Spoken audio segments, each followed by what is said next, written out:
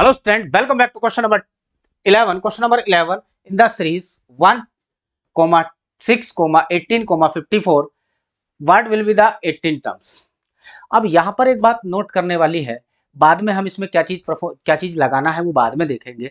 एक चीज यहाँ पर नोट करने वाली है, बेटा ये नहीं पता है कि ये क्वेश्चन, ये जो सीरीज है ना, वो एपी की फॉर्म में चल रही है या जीपी की फॉर्म में चल रही है। सबसे पहले देखते हैं फॉर्म कैसे, ये सीरीज कैसे बढ़ रही है आगे को।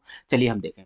यहाँ से 2 है, 6 है, 18 है, और यहाँ पे क्या है बेटा 54 है, और डॉट डॉट ये मुझे कहाँ तक जाना है, T8 तक जाना है। कहाँ, कौन से टर्म तक जाना है, T8, 8वें टर्म तक जाना है।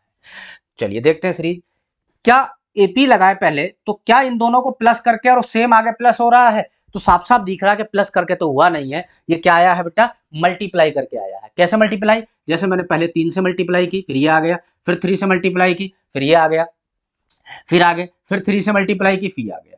तो ये पता है कि सीरीज जो बढ़ रही है वो मल्टीप्लाई में बढ़ रही है, और कोई सीरीज जब मल्टीप्लाई में बढ़ती है तो वो जीपी सीरीज है। तो ये तो समझ में आ गई कि सीरीज कौन सी है बेटा, जीपी। और जीपी का टीएनवा टर्म्स निकालना हो तो टीएनवा टर्म निकालने का फार्मूला है टीएन ए इंटू और आर की पावर n माइनस 1।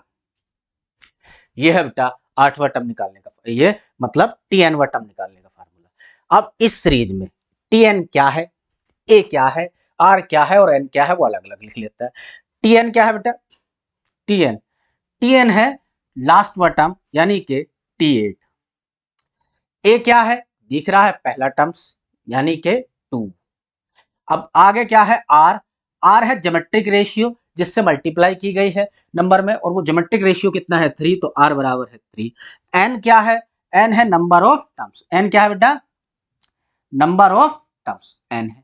अब कुछ नहीं करना, इस वैल्यू को उठाना है और इस फार्मूले में लगाना है, आंसर आ गया। चलिए पुट करते हैं। यहाँ पर टीएन की जगह क्या लिखेंगे, T8 इजकल टू, ए की जगह क्या लिखेंगे, ए बराबर कितना है 2 इंटू, और यहाँ पर आर की जगह कितना लिखेंगे बेटा 3, और 3 की एन की जगह कितना लिखेंगे, नंबर ऑफ टर्म्स कितने हैं 8, तो 8 माइनस के 1। सोल्व किया, ये यहाँ से कितना आ जाएगा 2, यहाँ से हो जाएगा 3 की पावर 7, 3 की पावर 7 करके, और जब मैं मल्टीप्लाई करूंगा तो मेरे पास वैल्यू आ जाएगी, 8वां जो टर्म्स है वो आ जाएगा 4374। ऑप्शन नंबर कौन सा आ गया, B is correct answer for this question.